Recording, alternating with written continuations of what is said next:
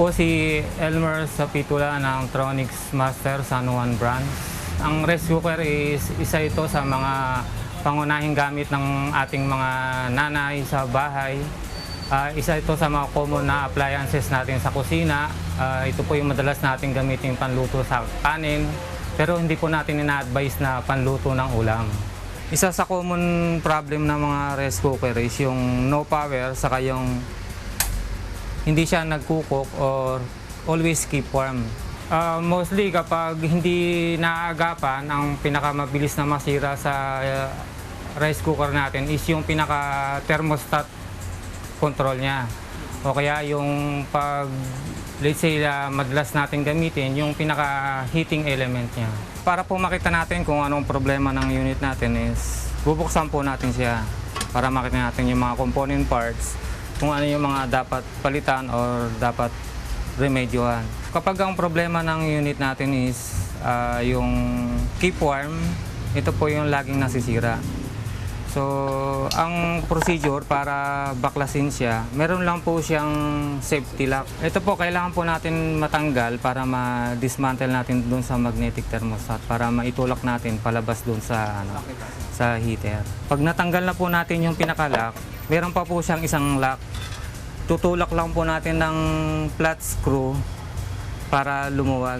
Pag natanggal na po yan, pwede na po natin siyang itulak pababa para matanggal. Kung halimbawa, ito po yung naging sira ng unit natin. So, available naman po ito sa mga electronics spare parts. So, pwede po natin tayo makabili at tayo na rin na magkabit.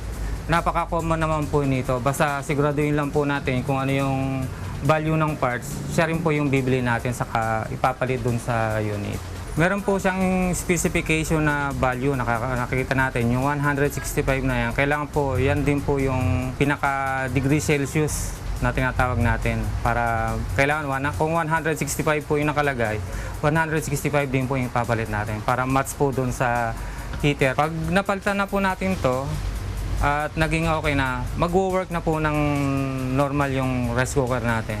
So, may tetest na po natin kung normal na makakapagluto na tayo. Ang advice po natin dun sa rice cooker para humaba yung lifespan ng unit natin is lagi lang natin gagamitin dun sa pagluluto ng kanin. Kung hindi man maiwasan na magluto dun ng ibang pagkain, babantayan lang po. Make sure lang po pag tapos natin gamitin yung rice cooker natin, i-unplug lang po para sa safety na rin po ng unit saka ng bahay natin.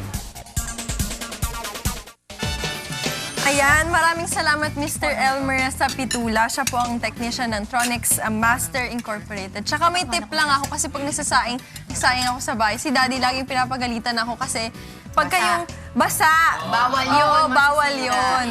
Kaya, oo, doon nasisira yung rice cooker. Ano pwede mong gawin? Kaya dapat, yun nga, kaya nga dapat yung ilalim, laging tuyo. Galing. Kahit may kahit konting basa lang yan, dapat. Buti na lang napanood ko to kasi sira yung rice cooker namin. Ganyan ang gagawin ko. Marunong ka pa naman